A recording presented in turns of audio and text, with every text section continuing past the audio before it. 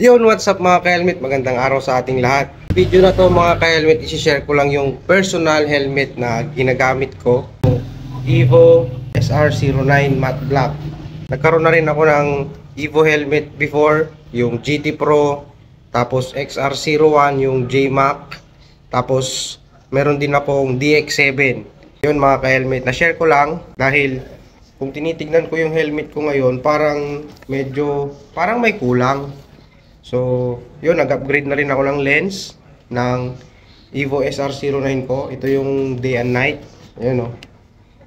So, kahit abutan tayo ng gabi, medyo maliwanag yung lens niya. Tapos, syempre, meron na rin tayong intercom, pang sounds, pang music, or pang receive ng call.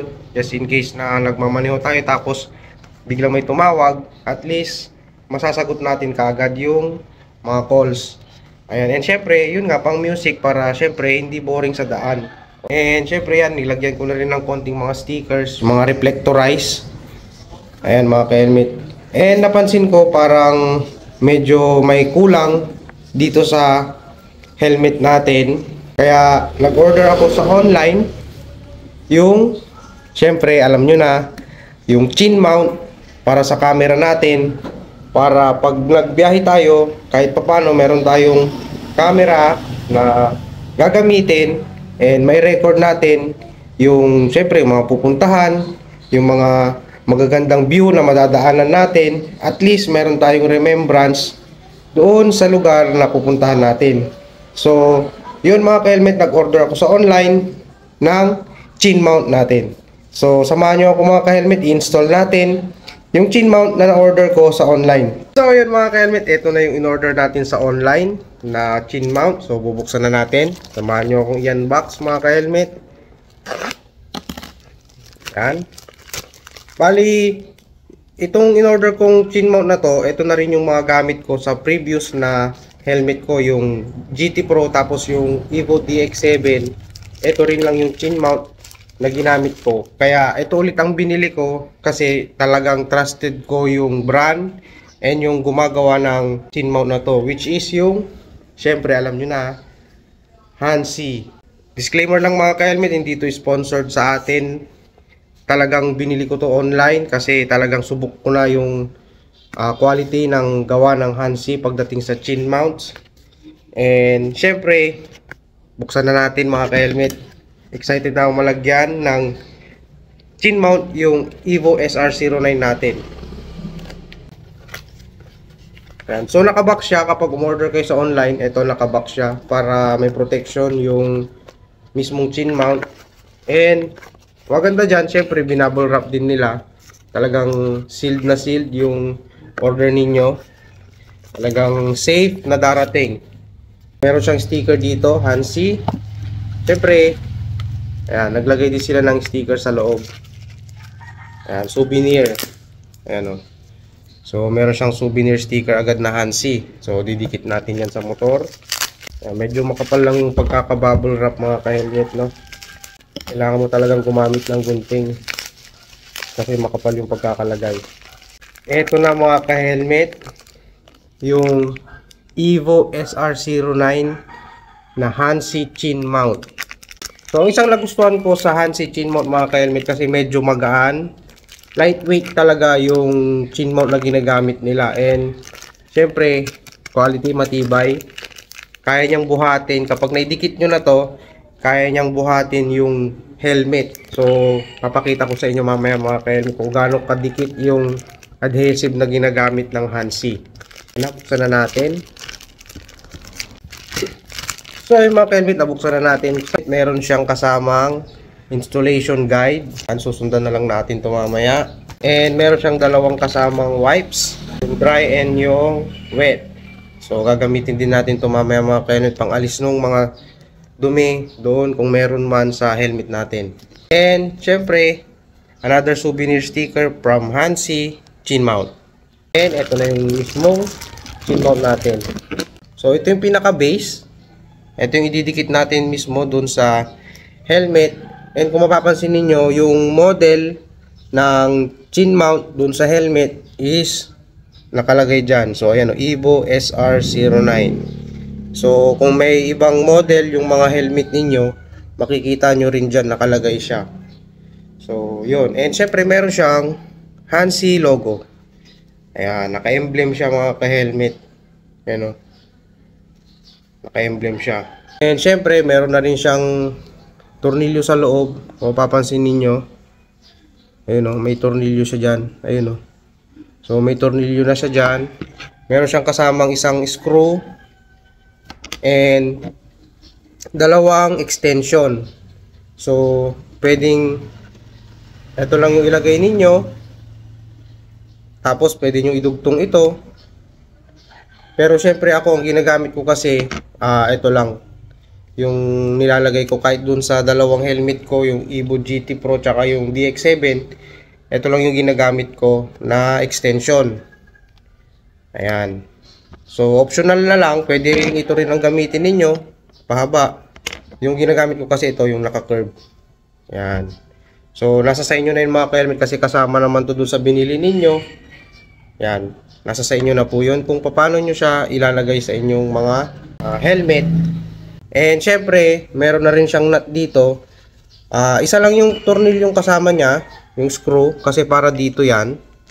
Yung screw na gagamitin ninyo dito is yung kasama na doon sa camera ninyo, yung meron siyang handle na kulay itim. So mamaya papakita ko sa inyo kapag nailagay ko na yung camera dito sa helmet natin, kapag na-assemble na natin to. And syempre meron siyang kasamang ito yung support. So ilalagay natin yan dito. Meron siyang butas. Yan, ilalagay natin siya dito. Ito kasi yung magsisilbing support niya kapag sakaling bumigay yung dikit niya. Pag nahulog ito, syempre hindi mahuhulog yung helmet nyo kasi yun nga, meron siyang support na isa, ito. So ganyan ang magiging itsura niya. Yan. So pag bumitaw itong malaki, nakadikit pa rin. And syempre mapapansin nyo na rin yan kasi syempre nararamdaman ninyo na bumagsak na. Yan. So meron siyang support. Kaya safe yung mga camera ninyo in case na bumitaw man yung pandikit niya doon sa mismong helmet. Yun, magandang ginawa ng Hansi dito sa chin mount nila. Talagang sinecure din nila na safe yung mga camera natin na nilalagay sa mga helmet natin. Yun mga ka-helmet, samahan nyo ako, idikit na natin to dun sa Evo SR09 natin. Let's go! So yun mga ka-helmet, unang gagawin natin dun sa helmet natin, pupunasan natin siya nitong wipe. So meron naman siya nakalagay dyan 1 and 2. Siyempre, unahin natin yung 1, which is yung wet, para malinisan yung mismong helmet natin. And nabasa ko na yung manual kanina. Nilagay din nila doon na in case na nag-apply kayo ng magic gatas or any na pampakintab sa mga helmet ninyo, make sure na dapat mapunasan ng maayos yung mismong paglalagyan ng chin mount para maalis yung pinahid na mga pampakintab sa mismong helmet. Kasi magkakaroon ng effect yung pampakintab doon sa pagdikit ng 3M tape ng mismong chin mount.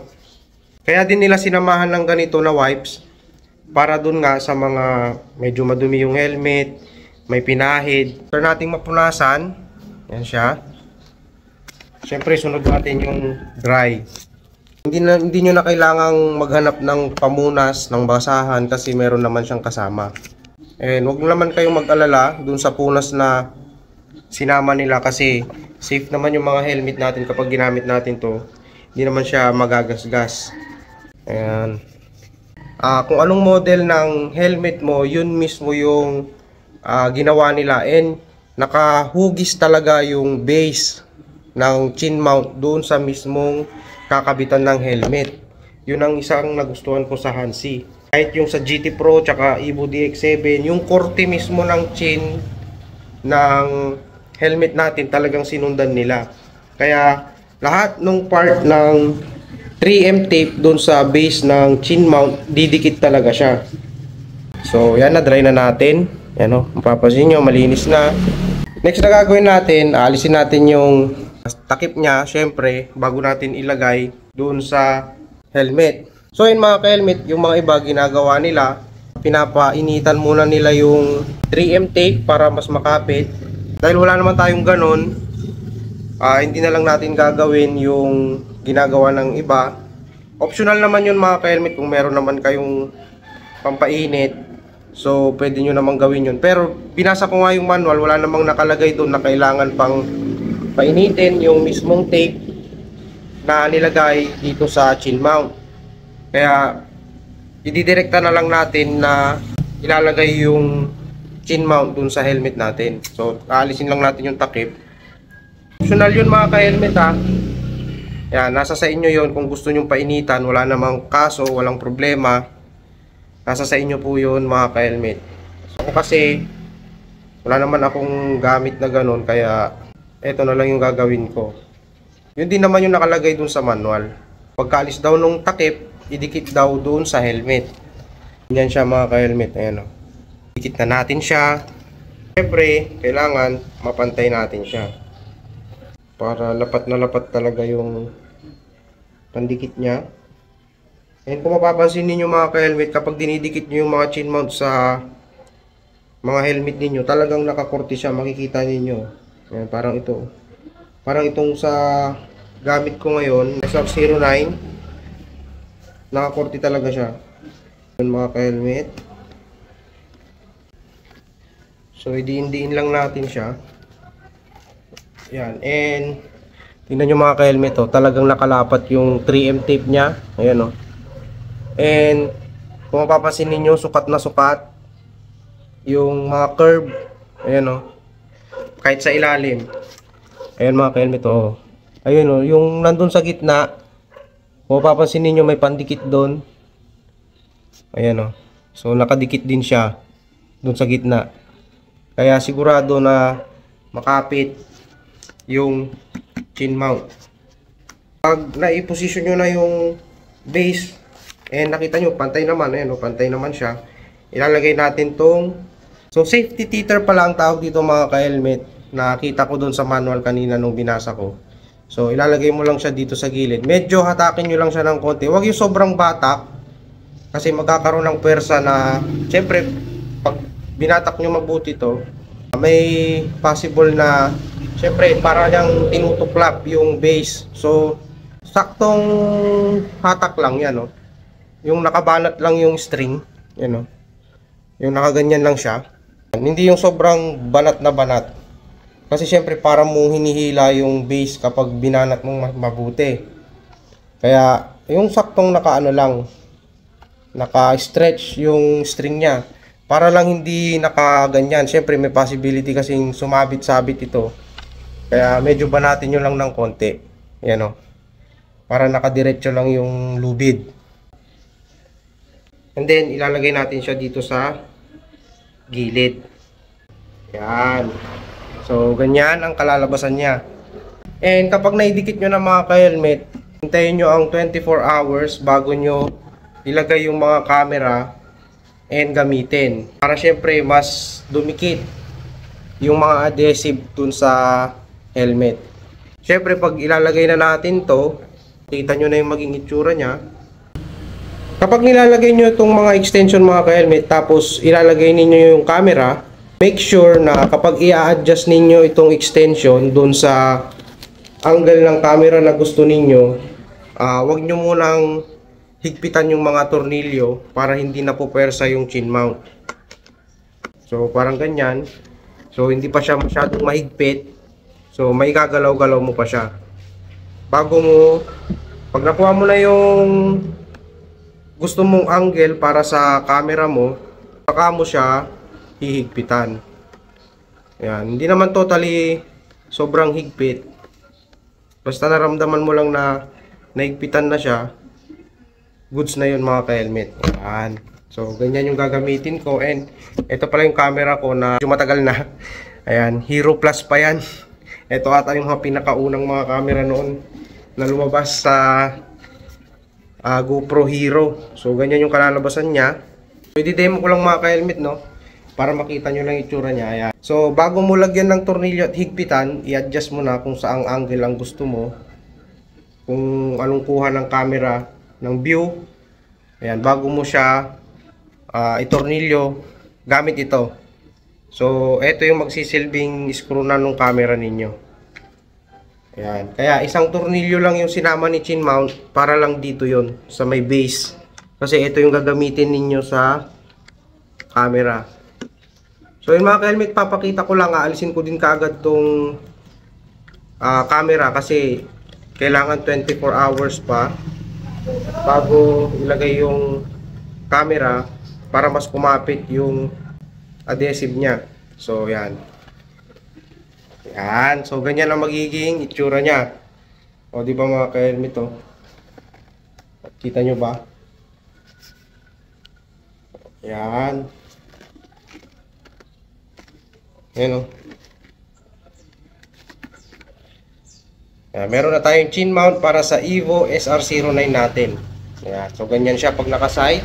Yan, oh. Yan. O, di ba mga ka-helmet? Maporma, maangas yung itsura kapag nailagay mo na yung Hansi chin mount. So, syempre, alisin muna natin yung camera para hindi mapuwersa yung adhesive. Syempre, wala naman tayong biyahe, wala naman tayong rides, kaya alisin lang muna natin yung camera para hindi naka-steady dun sa helmet. Syempre, para iwas tuklap dun sa adhesive. Syempre, sayang din. Kapag naalis, bibili tayo ng bagong adhesive. Yan. And papakita ko sa inyo, kahit wala pa siyang 24 hours mga ka-helmet, halos kadidikit lang natin.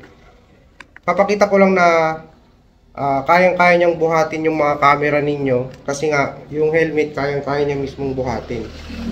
Yan. So, mas lalo na pag 24 hours na, yung dikit niya. O, di ba?